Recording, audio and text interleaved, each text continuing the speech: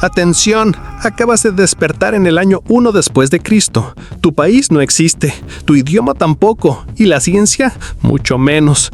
¿Podrías sobrevivir en este mundo? Aquí la vida es un poco diferente. Tu país, lo más seguro es que no exista, ni tu idioma. La ciencia que conoces no existe. Digamos que estamos en los inicios de nuestra era moderna, así que América nadie la conoce. Pero calma, yo te voy a acompañar en este viaje y a ver cómo salimos de aquí. Estamos en una aldea, así que no esperes comodidades ni lujos y, por tu bien, intenta no enfermarte. Aquí no hay medicinas. Los caminos son de tierra y el sol del desierto sí sigue siendo igual de caluroso al que conoces. El mundo en este año, el año 1, se une por caravanas de comerciantes, quienes se enfrentan a largas rutas solo para intercambiar productos. Para salir de aquí, tenemos que recorrer las aldeas y imperios que existen. Así que, empecemos por los romanos. Roma tiene un emperador. Para este año es el emperador Augusto, quien se especializa en dar espectáculos al pueblo. Ya sabes, leones, coliseo y demás. En la región de Judea, las caravanas de las que te hablé hace un momento cruzan los desiertos rumbo a Jerusalén, escoltados por legiones de romanos para evitar ladrones y ataques de animales salvajes. En lo que hoy se conoce como el Lejano Oriente, no existen imperios, existen dinastías, quienes han construido canales navegables para el intercambio de productos. Aquí nació la famosa Ruta de la Seda, ya que estos canales cruzaban civilizaciones, montañas y oasis para transportar seda, especias y demás productos. En la Mesoamérica, pueblos indígenas como los mayas vivían en armonía con la tierra, cultivos y bañando sus tierras por el oro y el agua de las montañas. Cada cultura tenía costumbres distintas, pero muchas, sin conocerse entre sí, buscaban lo mismo: subsistir, y que los dioses de cada cultura los cuidaran. Pero volvamos a Roma. Roma no solo era una ciudad, era la potencia de la época. Su gran población, sus acueductos, que traían agua desde kilómetros de distancia, sus puertos, quienes recibían alimentos importados. Mira, esto es pan de la época. Quizá quieras algo de agua.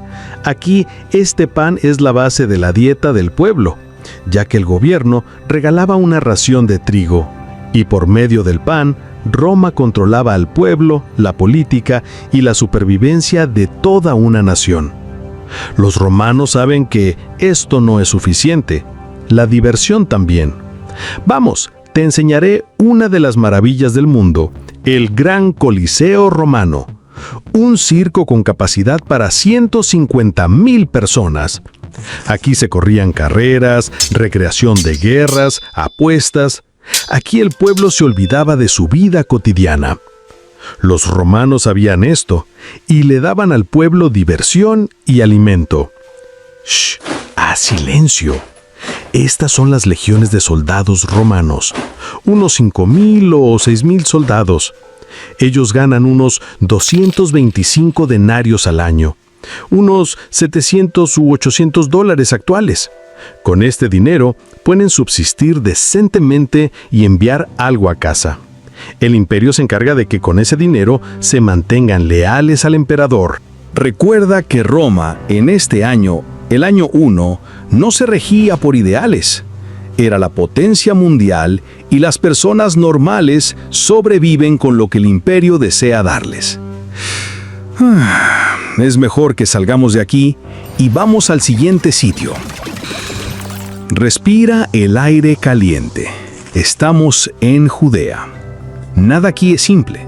Lo espiritual se mezcla con la política y la calma solo es una ilusión. Roma controla la región, aunque lo hace desde las sombras, dejando que Herodes el Grande gobierne en su nombre. Sí, él construye obras grandiosas, pero no te equivoques. Su reinado está lleno de sospechas, miedo y pactos que pueden romperse en cualquier momento. Detente un momento. Escucha ese bullicio. Esto es Jerusalén, donde cada calle vibra con idiomas distintos: hebreo, arameo, griego y el áspero latín de los legionarios.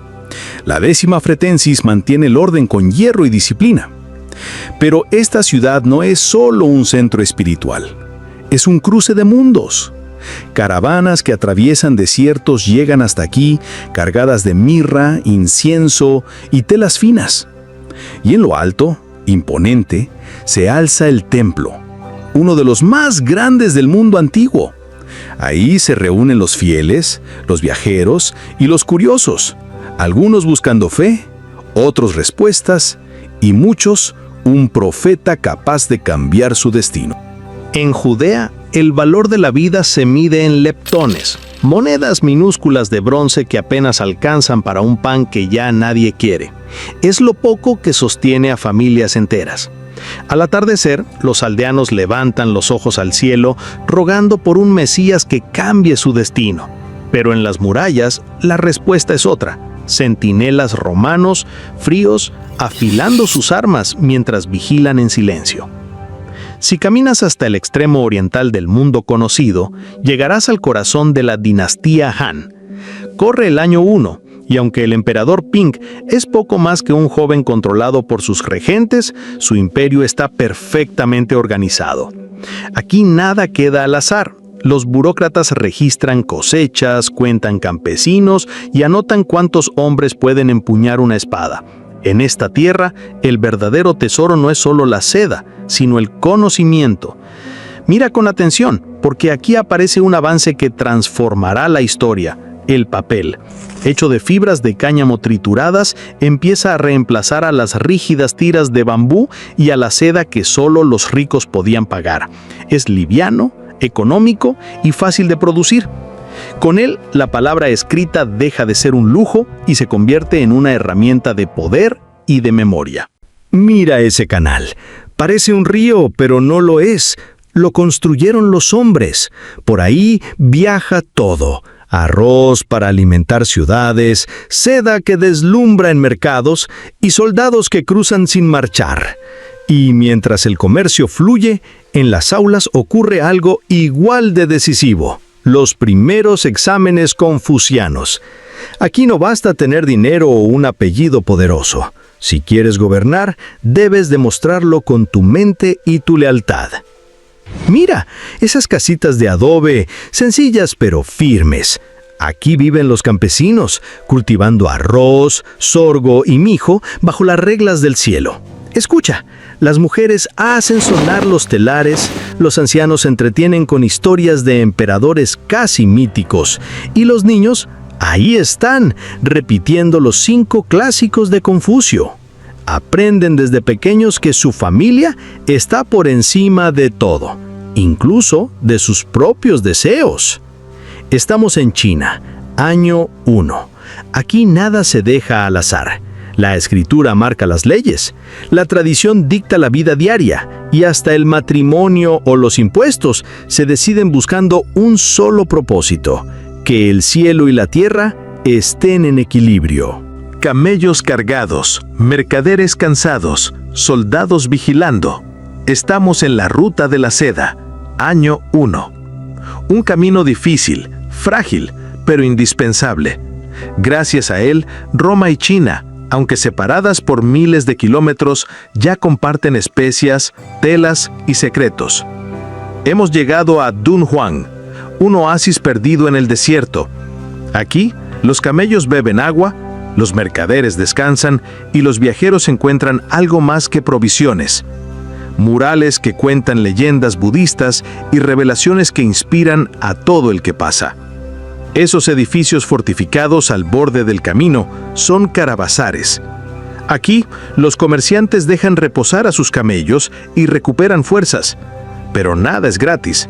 Deben pagar peajes a los jefes locales o a tribus nómadas. Y claro, cada moneda que entregan hace que esa seda que viste a Roma sea todavía más cara.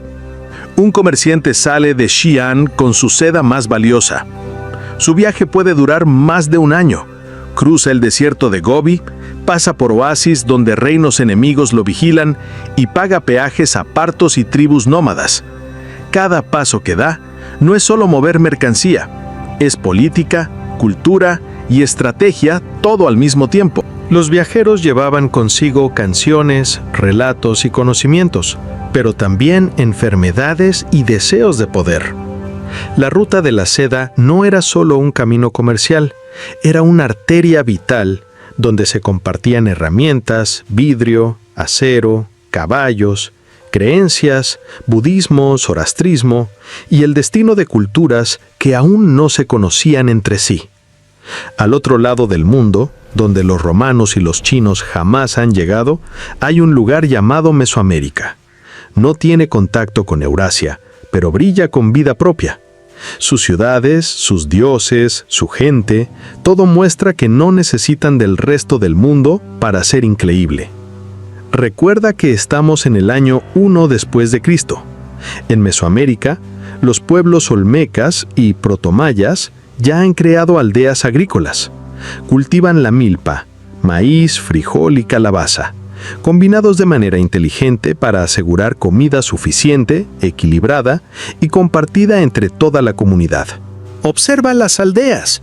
Casas de adobe y madera se elevan bajo techos de palma.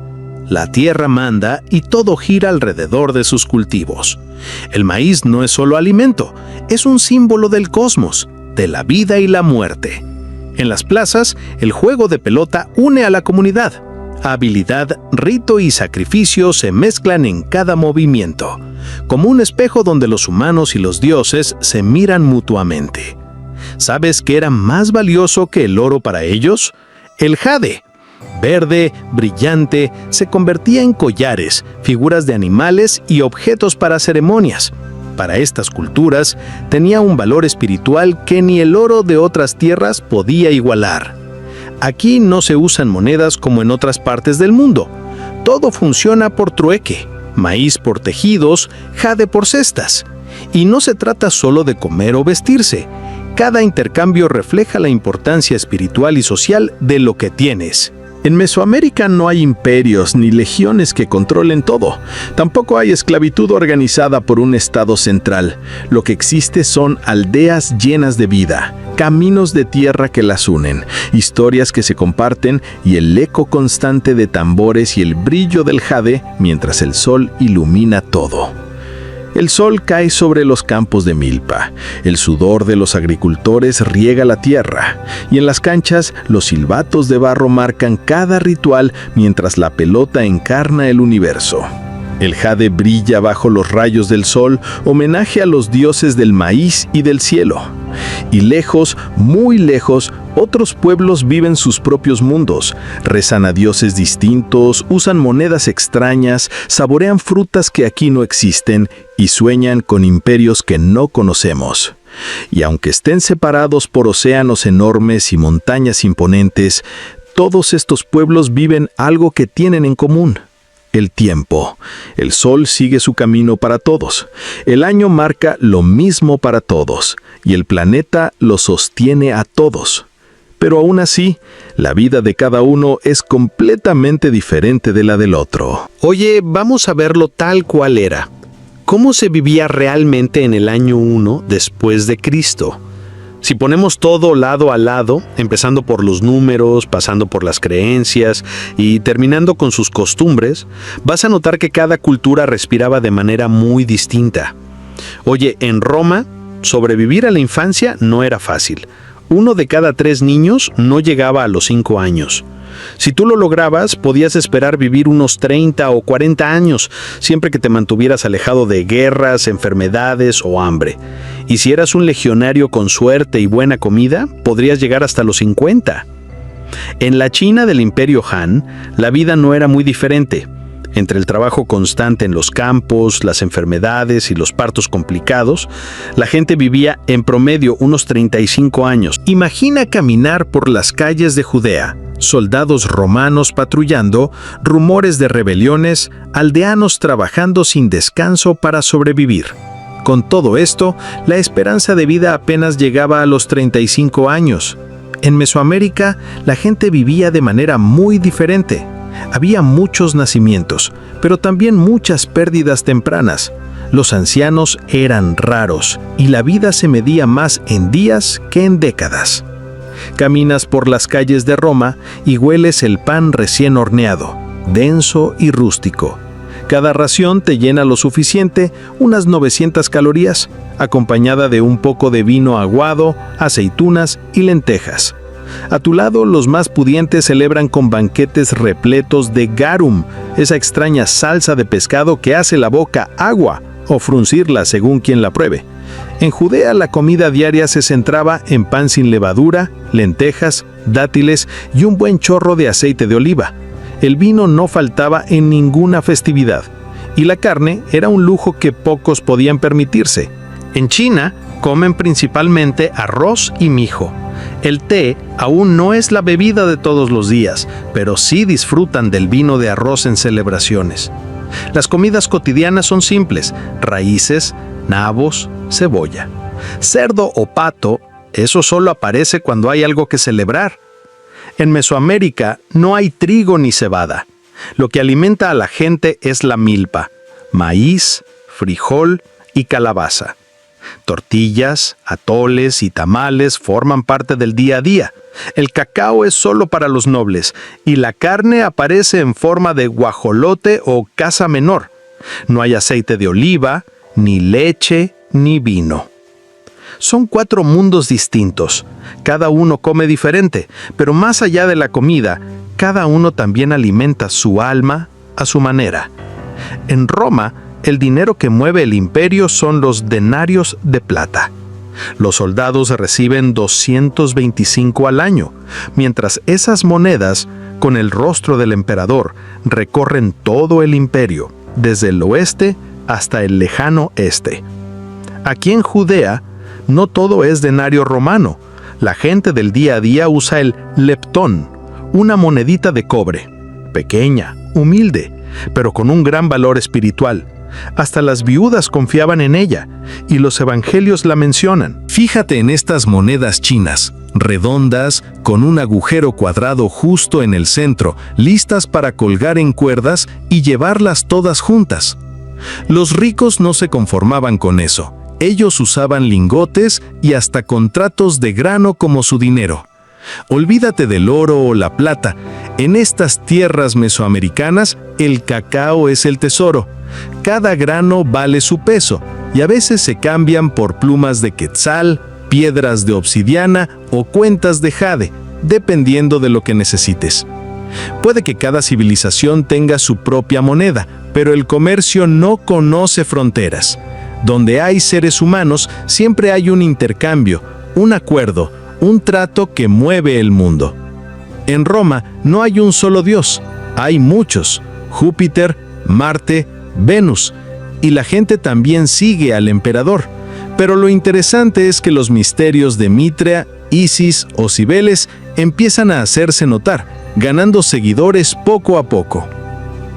En Judea solo hay un dios, Yahvé, y su templo en Jerusalén es el centro de todo. Allí la gente ofrece sacrificios, lee los rollos sagrados y discute sobre las leyes que guían cada decisión de su vida. Aquí en China, todos siguen el confucianismo. Respetan al emperador, a la familia y las tradiciones. Pero también hay taoísmo, se rinde culto a los ancestros y los chamanes de los pueblos rurales aún guían con sus prácticas y hechizos. Aquí en Mesoamérica, el mundo está vivo. Para ellos, el maíz es un dios, el sol un guerrero, y los sacrificios humanos no son crueldad, son necesarios para mantener el equilibrio del universo. La sangre se ofrece y el tiempo siempre vuelve a empezar como un ciclo eterno. El cielo no era igual en ningún lugar. Cada pueblo lo veía con ojos distintos, pero todos sentían temor, esperanza y asombro al levantar la vista. Imagínalo por un instante. Desayunas pan romano, luego pasas la tarde rezando en un templo judío y cuando cae la noche cargas mercancías en el Gran Canal de China. O quizá terminas durmiendo bajo las estrellas junto a una caravana en la ruta de la seda. Y quizá justo antes de dormir, tu mente se llena de tus hijos en una aldea mesoamericana con piedras de jade que te susurran quién recibirá su homenaje al amanecer. Mira alrededor. Mientras unos construyen ciudades, otros recorren desiertos y montañas. Todos viven bajo las mismas lunas. No hay Google, ni ferrocarril, ni teléfonos, pero sí imperios que se expanden, dioses que gobiernan y caravanas que cruzan el mundo, dictando el ritmo de la vida. Cada uno de nosotros lleva un poco de quienes caminaron antes que nosotros, de quienes soñaron entre el pan y la batalla, de quienes construyeron murallas que defendían imperios, templos que tocaban el cielo, canales que cruzaban tierras y caminos que unían aldeas perdidas. Al mirar la vida que compartieron, algo cambia en nosotros. Nos sentimos más conscientes de nuestro origen, más unidos al pasado, más respetuosos con quienes vivieron hace siglos. Personas que pensaban, amaban y soñaban como nosotros. Oye, si este viaje te hizo sentir cerca de gente que vivió bajo cielos diferentes, suscríbete y déjame en los comentarios, ¿te hubiese gustado vivir en esta época? Nos vemos en el próximo capítulo.